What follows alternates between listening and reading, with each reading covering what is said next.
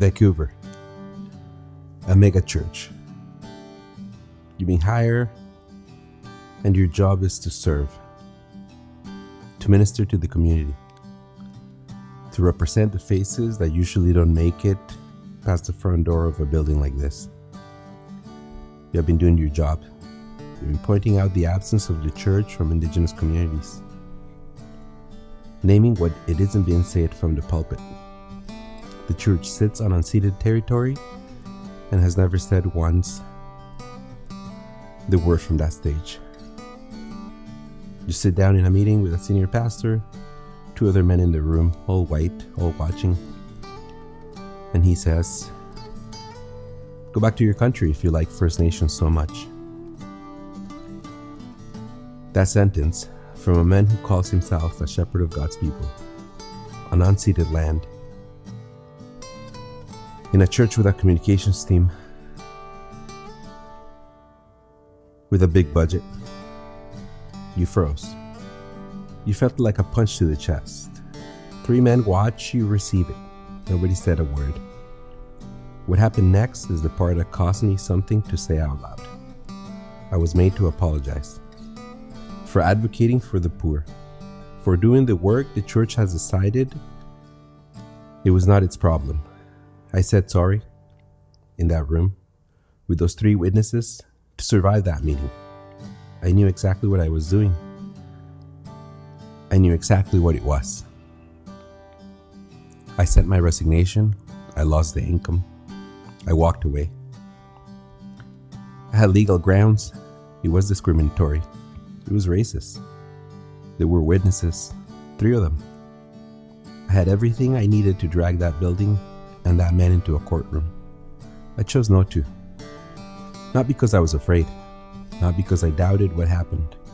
I chose not to because I asked myself one question. Who wins when servants of God tear each other apart in court, in front of the world? The gospel loses.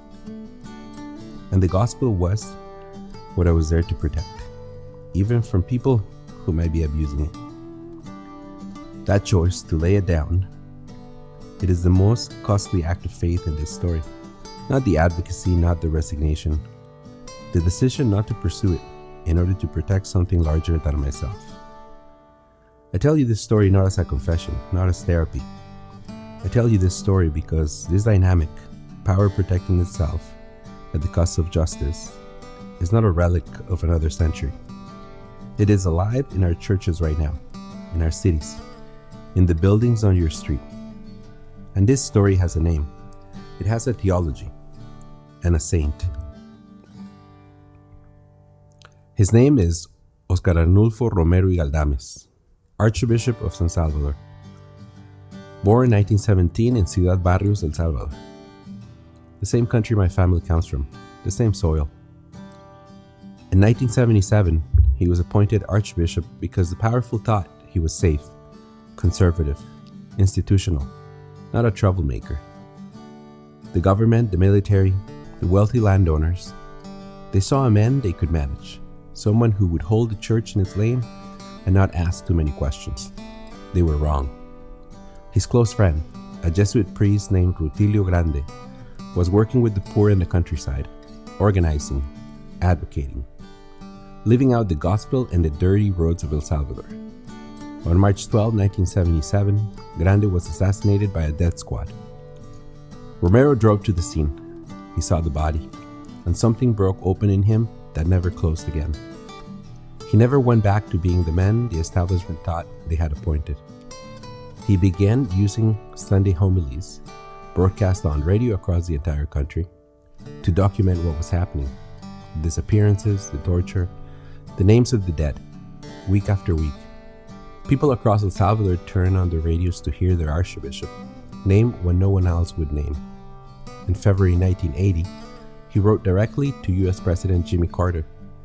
He asked him to stop sending military aid to Salvadorian government. The weapons were being used to kill his people. Carter's administration ignored the letter. He knew his life was in danger. He had received death threats. He stayed anyway. He said, "I will not abandon my people, but together with them, I will run all the risks that my ministry demands. Óscar Romero. March 23, 1980. His final homily. He preached it knowing what was coming. He addressed the soldiers directly, the men who would be ordered to pull triggers on their own people. He told them, "A soldier is not obligated to obey an order that contradicts the law of God. Stop the repression."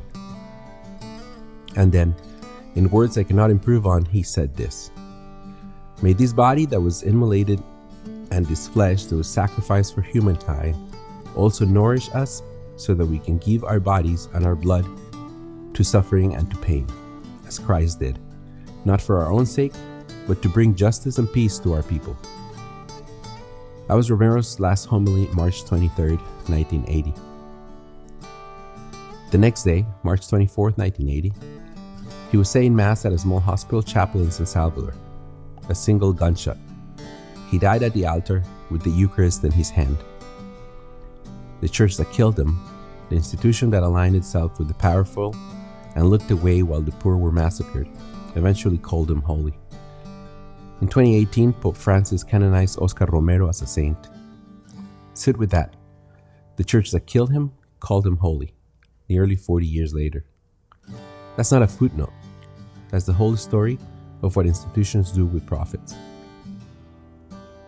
So what's the theology Romero was leaving? What is the framework that made him dangerous enough to assassinate? It's called Liberation Theology. And I want to be clear about what it is and what is not, because it has been misrepresented, weaponized, and dismissed for 50 years. In the late 1960s, a Peruvian theologian named Gustavo Gutiérrez began writing what would become the movement's foundational text, A Theology of Liberation, published in 1971. Gutiérrez was not writing from an academic perch.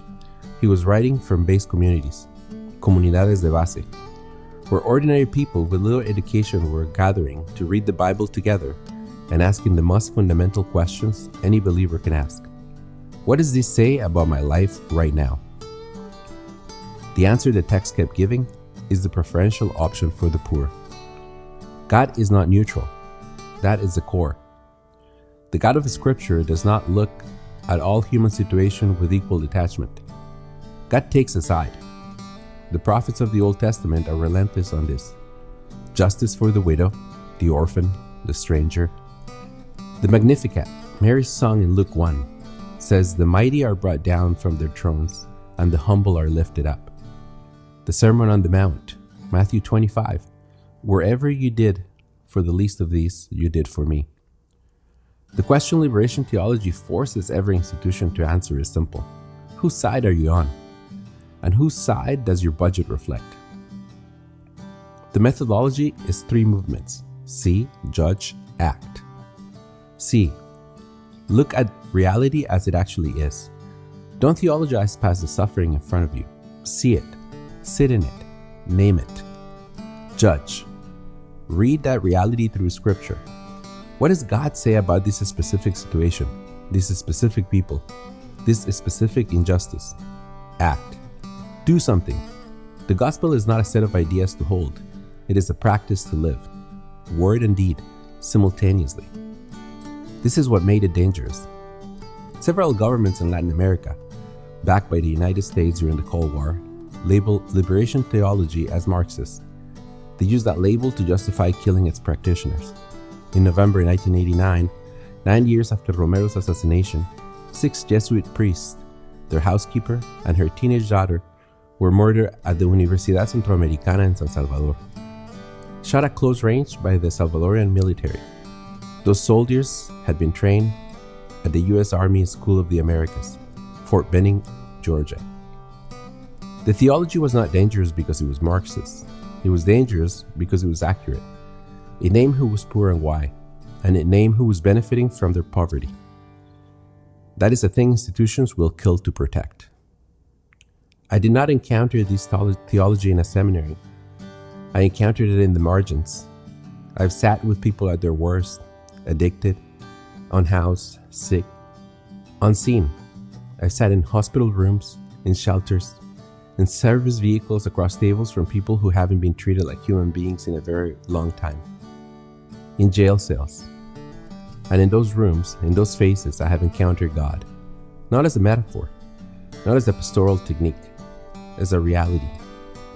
Thomas Aquinas described God as ipsum esse subsistens, pure being itself, not a being among other beings, not an entity that exists the way you and I exist, being itself, existence itself. If God is existence, then God is present wherever anything exists, the sick room, the shelter, the alley, the jail cell. The places the church has decided are too complicated, too messy, too far from the parking lot. The person crying out in the middle of withdrawal, God is already there. The woman who hasn't had a visitor in 3 months, God is already there. The man who hasn't heard his name spoken with kindness in years, God is already there. Not because I brought God there, because God was never anywhere else. And I have seen what that presence does. I have watched people break free from addictions that had held them for decades. Not because of a program, because something cracked open in them and they cried out and something answered. I have sat with people whose bodies were giving up and watched things happen that medicine had decided were not possible. I have seen families reunited after years of estrangement, of homelessness, of silence so long it had calcified into permanence. These are not illustrative anecdotes. These are my testimony. God in the margins is not a metaphor for me. It is what I have seen with my own eyes. Sitting in rooms the church decided weren't worth the drive. I want to make a distinction that matters, and that most people inside the church resist making, because it implicates them. The institution is not the church. The building, the budget, the denomination structure, the CEO with the growth targets and the communications strategy, that's like an organization. It can be used for the gospel. It can also be used against it. The organization is not holy by virtue of the cross on the door. The church is the people, the ones who show up on Tuesday when nothing is being filmed, the ones who stay in the hard conversation when the easy response would be to change the subject, the ones who walk the streets when the cameras are gone. The program has ended, the food bank has closed, and someone still needs to be somewhere. I still sit in a church every Sunday, in a pew where I've been placed after naming what wasn't being done. That pew is not passive. My presence there, it's kind of a prophetic act, a reminder. We are not doing the work we claim to be doing. So what is the institutional church actually doing? Most churches have outreach ministries, a food bank once a month, a clothing drive before Christmas, a youth group that does a service trip in the summer. None of that is nothing. It helps specific people in specific moments. I am not dismissing it. But at a scale, as a posture, as an institutional commitment, it is performative. It manages symptoms. It does not ask why the symptoms exist. It does not challenge the systems that produce poverty. It hands someone a bag of food and returns to the building feeling like the work has been done. Romero saw this clearly in El Salvador. The church that blessed the wealthy landowners, officiated at the margins of the families who owned everything, and paid nothing while the people working their land barely survived. That church was not neutral. Blessing the powerful while the poor disappear is not neutrality. It is a position. Some priests chose sides. Some chose the poor. Some chose the institution. The ones who chose the poor are the ones we call saints. But I have to be careful and honest at the same time. The people in the pews, in most congregations, are there genuinely seeking God.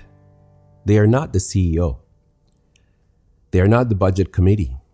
They are people who need what we all need: to be seen, to be told the truth, to be connected to something larger than themselves. The failure of the institution is not the failure of everyone in the building. And yet, the congregation has to be willing to ask, what is my presence funding? What am I enabling by staying silent? When does loyalty to a community become complicity in its failures? Those are not comfortable questions. They are exactly the questions Liberation Theology demands. Because the gospel is not comfortable. It never was. I want to tell you what it had cost. Not to make myself a martyr, I'm not. But because you need to know, this is not theoretical. It's cost me the chaplaincy, the income from that position, it's gone. That was not the first time I had lost something for speaking, and it will not be the last. It cost me the ability to preach at church, invitations that are no longer coming, and I still sit with it every Sunday in the pew. There's a particular kind of loneliness in doing the right thing in rooms where nobody applauds it, where the witnesses stay quiet, where the institution absorbs the moment and continues as if nothing happened. That apology, the one I was coerced into making in the room, with the 3 witnesses for advocating for Indigenous people, I carry that.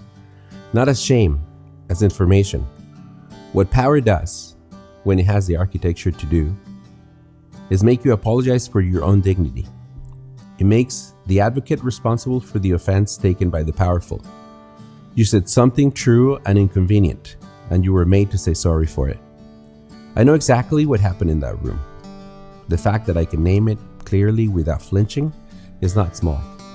Most people go through something like that, and they either deny it happened or absorb the apology as their own failure. It was not my failure, it was theirs. I had legal grounds, discriminatory witness. I had everything I needed. I chose not to pursue it. I gave it to God. And I know how that phrase can sound. I know what it can be used to justify. Passivity dressed up as faith. Resignation dressed up as trust. That's not what it was. This was the calculation of someone who knows what he is for. I am for the gospel. I am not willing to spend the gospel's credibility, the credibility of the people and communities I've served, on my grievance. Even when my grievance is legitimate, even when it was witnessed. The courtroom is not what I'm protecting. The gospel is. Steve Lawson says it plainly. It will cost you everything. I quote this not as a warning, as a fact. Following Jesus, not the prosperity gospel version, not the comfortable suburban version, not the CEO version with the brand and the budget, actually following in the places he actually went will cost you everything. The question is never whether you're willing to pay. The question is whether you know what you're paying for. My wife understands how I live. My children know the path. They are not bystanders to a calling. They share it. We pastor our home together. Food on the table for whoever needs it. Clothing for whoever needs it. A door that stays open. The church of the poor starts at our address. That is the most normal thing in the world to us. But I say it because the calling doesn't live only in the exceptional moment, the confrontation, the resignation. It lives in the ordinary Tuesday, the conversation at the table, the way you raise your children to see the world. Strip everything away. Not the building, not the denomination, not the budget, not the parking lot, not the brand or the stage or the production team.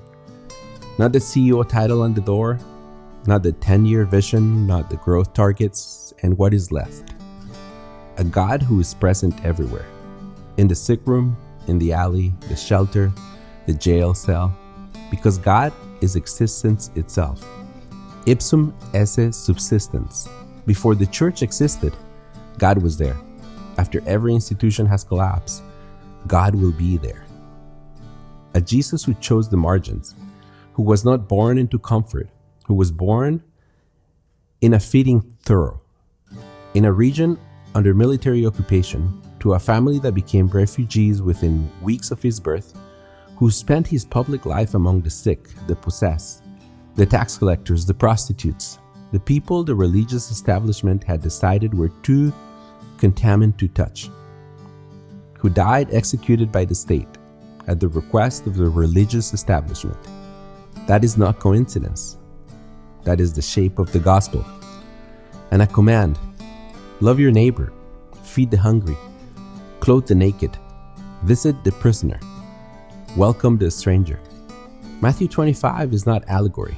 It is not rhetorical device. It is an instruction, a literal one. And then the sentence that should stop every comfortable Christian cult. Whatever you did for the least of these, you did for me. Whatever, not when it's convenient, not when the cameras are there, wherever you do for the least of these. And a community of people who take that seriously enough to be inconvenienced by it, seriously enough to lose income over it, seriously enough to sit in a pew they were pushed out of Sunday after Sunday because the reminder matters. Paul wrote to the church in Corinth, whether you eat or drink or whatever you do it all for the glory of God. 1 Corinthians 10:31. Everything, not just the Sunday service, not just the food bank once a month, everything. The street at midnight, the shelter at 6 a.m., the conversation with someone who hasn't been treated like a human being in months. Everything done for the glory of God. That is the whole theology. It's stripped of the institution, the structure, the budget, and the brand. That is what remains. That is what I was protecting that morning I walked out of that building. Not my income, not my dignity, not my grievance. These. I know you're out there. You have your own version of that room. Your own 3 witnesses who said nothing.